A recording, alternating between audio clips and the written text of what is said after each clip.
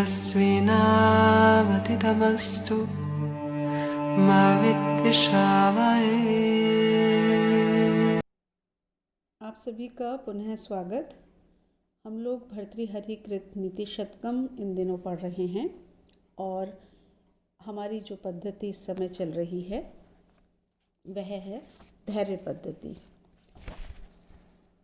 धैर्य पद्धति के अंतर्गत आने वाले कुछ श्लोक हम पढ़ चुके हैं और कुछ का अध्ययन अभी शेष है।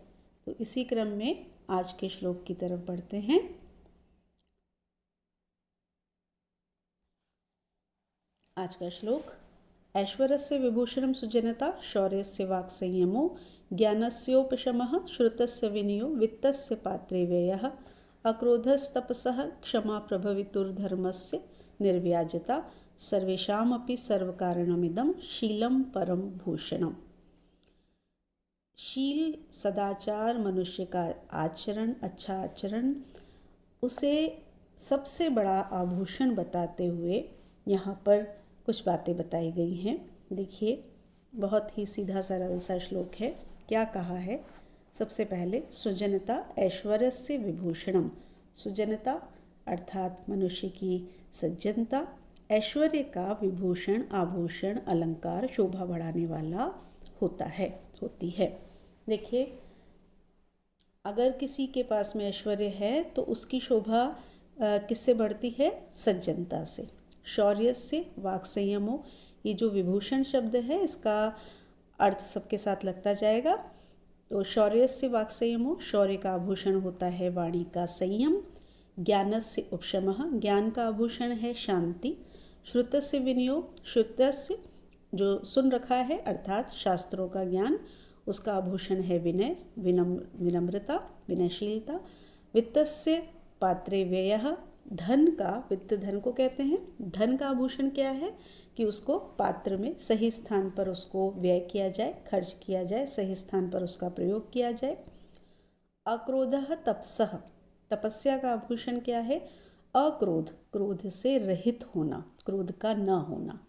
क्षमा प्रभवितुः, प्रभवितुः जो प्रभाव से युक्त है, किसी प्रकार के प्रभाव से युक्त है, किसी प्रभुत्व से युक्त है, उसका गुण क्या है? उसकी शोभा किससे बढ़ती है? क्षमा से, सहनशीलता से, क्षमा करने से। धर्मस्य, धर्म की शोभा किससे बढ़ती है?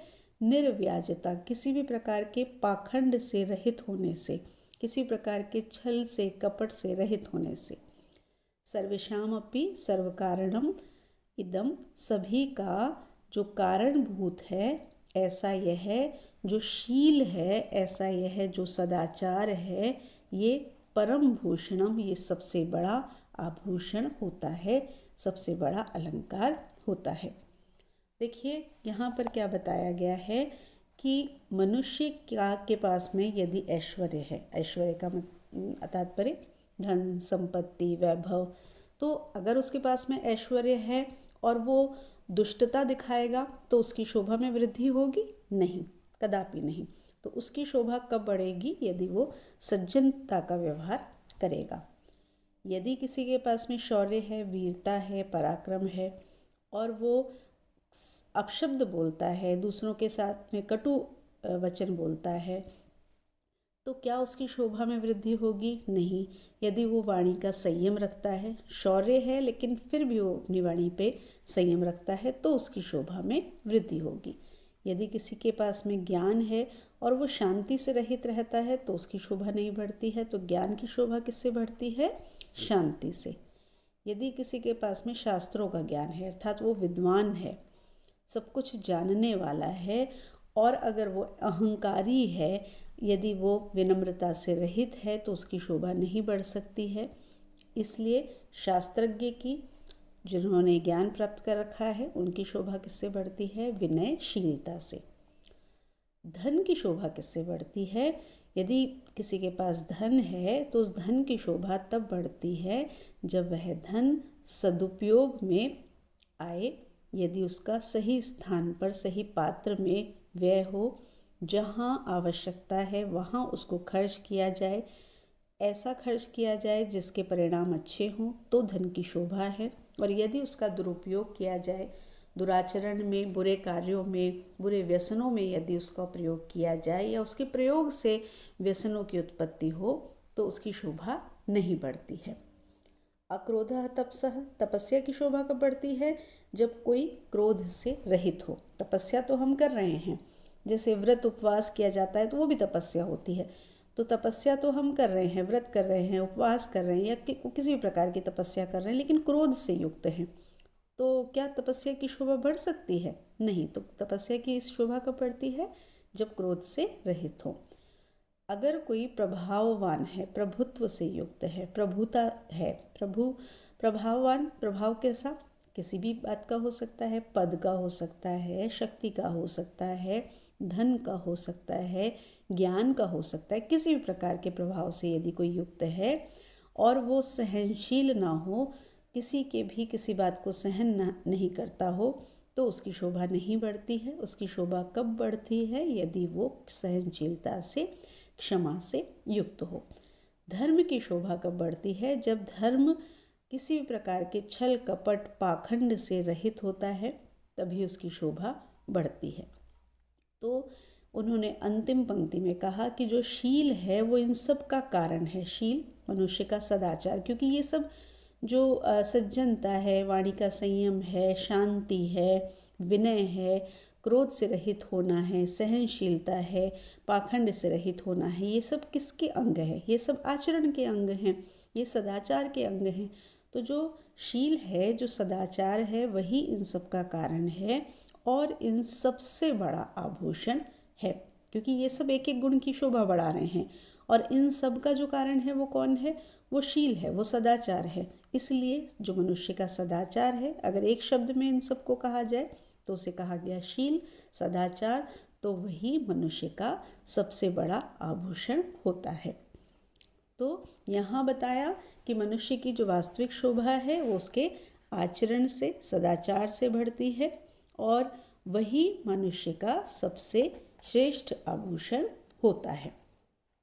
इसमें जो अंतिम वाली पंक्ति है आप उसको नोट कर लीजिए, अपने कॉपी में इसको लिख लीजिए कि इसको सूक्ति के रूप में पूछा जा सकता है, इसको प्रश्न के रूप में भी पूछा जा सकता है कि सबसे बड़ा आभूषण किसे कहा गया है, और सूक्ति के रूप में भी पूछा जा सकता है सर्वेषाम अपि सर्व कारणम इदम, या शीलम परम भूषणम, इतना सा अंग भी पूछा जा सकता है। तो इसको आप नोट कर लीजिए।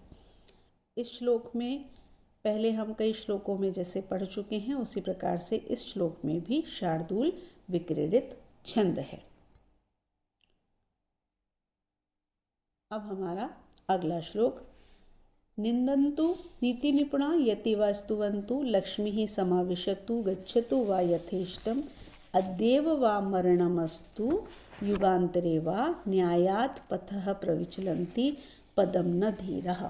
धैर्यवान मनुष्यों के विषय में बात हो रही है। तो धैर्यवान मनुष्य कैसे होते हैं, उनका आचरण कैसा होता है, वो इस श्लोक में बताया है। क्या कहा उन्होंने? नीति निपुणा, जो नीति में निपुण हैं, जो नीति को जानने वाले हैं, वो लोग निंदन्तु, निंदा करें, यदि वा स्तुवन्तु, या वो स्तुति करें, स्तुति प्रशंसा करें।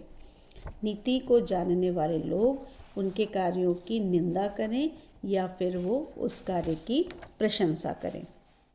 लक्ष्मी, जो धन संपत्ति है, समाविशतु, वो प्राप्त हो, वा अथवा यथेष्टम गच्छतु, अपनी इच्छा अनुसार गच्छतु, चली जाए।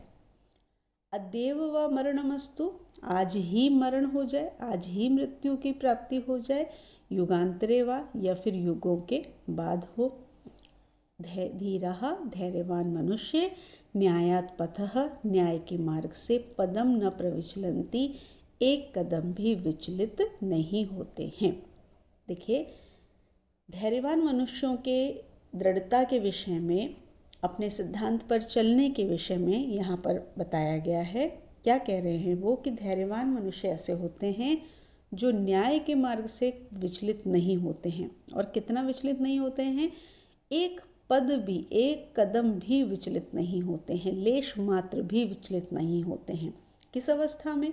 तो उन्होंने कहा कोई सी भी अवस्था हो, और उन अवस्थाओं का यहाँ वर्णन किया है। सबसे पहले उन्होंने कहा कि जो नीति को जानने वाले लोग हैं, नीति कि क्या करना चाहिए, क्या नहीं करना चाहिए, क्या उचित है, क्या अनुचित है, इस ज्ञान में जो चतुर लोग हैं वो यदि निंदा करें तो भी वो विचलित नहीं होते हैं, वो यदि प्रशंसा करें तो भी वो विचलित नहीं होते हैं। वो उनके कार्यों की निंदा करें चाहे वो प्रशंसा करें। देखिए, निंदा से विचलित हो सकता है, प्रशंसा से कैसे विचलित हो सकता है? प्रशंसा से भी विचलित हुआ जा सकता है। बहुत बार ऐसा होता है कि कोई प्रशंसा करता है और वहीं पर वो कार्य रुक जाता है, वो जो दृढ़ता होती है वो समाप्त हो जाती है। तो उन्होंने कहा चाहे वो निंदा करें चाहे वो प्रशंसा करें, इससे उनको उनके कार्य पर कोई भी प्रभाव नहीं पड़ता है। दूसरी बात, लक्ष्मी, धन संपत्ति। धन बहुत महत्वपूर्ण है मनुष्य के लिए। तो ऐसा हो कि लक्ष्मी आ रही है इसलिए वो अपने न्याय के मार्ग से हट जाए कि क्योंकि मेरे पास में लक्ष्मी आ जाएगी तो मैं अपने इस न्याय के मार्ग को छोड़ दूँ। नहीं, वो ऐसा नहीं करते हैं। या फिर लक्ष्मी मुझे छोड़ करके चली जाएगी, इस कार्य को करने से मुझे धन की प्राप्ति नहीं होगी इसलिए मैं इसको छोड़ दूँ, वैसा भी वो नहीं करते हैं। छोड़ दूँ या अपना लूँ, मतलब ये देख करके कि लक्ष्मी आ रही है या लक्ष्मी जा रही है इसलिए मैं इस कार्य को करूँ या ना करूँ, इस मार्ग पर चलूँ या ना चलूँ, ऐसा वो कदापि नहीं करते हैं। तीसरी बात कही, मनुष्य को सबसे बड़ा जो भय होता है वो होता है मृत्यु का, और मनुष्य की सबसे बड़ी जो अभिलाषा होती है वो होती है दीर्घ जीवन की। तो यहाँ उन्होंने कहा कि अपने न्याय के मार्ग पर चलते हुए यदि आज ही उनकी मृत्यु हो जाए, आज ही का मतलब तुरंत ही उनकी मृत्यु हो जाए, तो भी वो विचलित नहीं होते हैं। और युगांतरे वा, या उनको बहुत लंबा जीवन मिल जाए, दीर्घ जीवन मिल जाए कि युगों के बाद उनकी मृत्यु होगी, तो भी वो विचलित नहीं होते हैं। धीरः, धैर्यवान मनुष्य, न्यायात् पतः, न्याय के मार्ग से पदम न प्रविचलन्ति, एक कदम भी विचलित नहीं होते हैं। बहुत ही सीधा सरल सा श्लोक है कि न्याय के मार्ग पर चलने वाले जो धैर्यवान लोग होते हैं वो किस प्रकार से कार्य करते हैं, इसके विषय में उन्होंने यहाँ पर बताया है, उनकी दृढ़ता के विषय में यहाँ पर बताया है।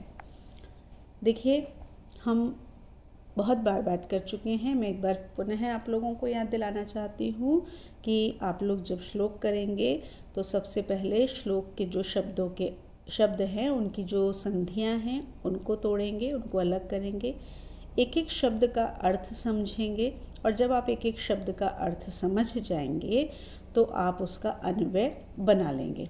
अन्वय का मतलब भी आप लोग जानते हैं, श्लोक के शब्दों को उस क्रम में रखना जिस क्रम से उसका अर्थ हम निकालेंगे, जिस क्रम में उनको रख करके उनका अर्थ हमें ज्ञात होगा, वो होता है उसका अन्वय। और ये अन्वय हम कब बना सकते हैं? अन्वय रटा नहीं जा सकता है, हमें रटना नहीं है, हमें सीखना है। तो ये कब हो सकता है? जब आप एक एक श्लोक को अलग अलग करके संधि विच्छेद करके छोटे छोटे टुकड़ों में बांट लेंगे, फिर हर शब्द का अर्थ समझ लेंगे, तो आसानी से आपको ये पता लग जाएगा कि कौन सा शब्द कहाँ रखेंगे तो हमारा वाक्य बन जाएगा। और वैसे भी नीति शतकम के जो श्लोक हैं वो बहुत ही सरल से श्लोक हैं, तो आपको इसमें बिल्कुल भी कठिनाई नहीं होगी। तो आप ध्यान रखिए, किसी भी श्लोक के अर्थ को श्लोक को देख करके रटना नहीं है, अपितु उसके एक एक शब्दों के अर्थ को समझ करके ही आपको उस पर कार्य करना है। इसके विशेष की बात करें तो इसमें वसंत तिल का छंद है, जिसकी हम पहले बात कर चुके हैं, वो छंद इसमें है। और बहुत अधिक इसमें कोई भी शब्द नहीं है, कोई समास आदि बहुत अधिक इस तरह के नहीं हैं मुश्किल। जैसे नीति निपुणः में हम देख सकते हैं नीतो निपुणः इति नीति निपुणः। और आप ऐसे में ये जो शब्द हैं उन शब्दों की व्याकरणात्मक टिप्पणी वहाँ पर बना करके बता सकते हैं। जो भी आपको पता है उसी तरह से आप बना करके बता सकते हैं। जैसे न्यायात् पथः लिखा हुआ है, न्यायात् किया, धन पथः किया, तो मालूम हो गया एग्जामिनर को कि हाँ आपको शब्दों को अलग से करना आता है। प्रविचलंती, प्रविचलंती में आपने प्र उपसर्ग, वि उपसर्ग, चल धातु और फिर आपने बता दिया लट लकार के प्रथम पुरुष का बहुवचन, पठति पठता पठन्ति, तो ये तो आपको पता ही है। तो इस तरह से आप बता सकते हैं गच्छतु, गम धातु, लोट लकार।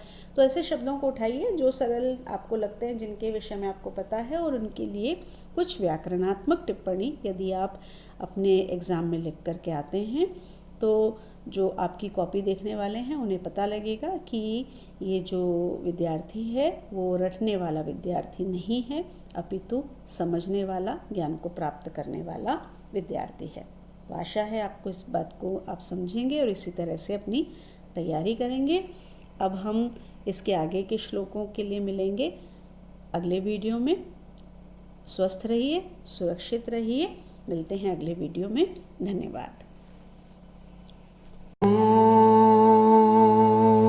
सहना भवतु सहनौ भुनक्तु सह वीर्यं करवावहै तेजस्विनावधीतमस्तु मा विद्विषावहै।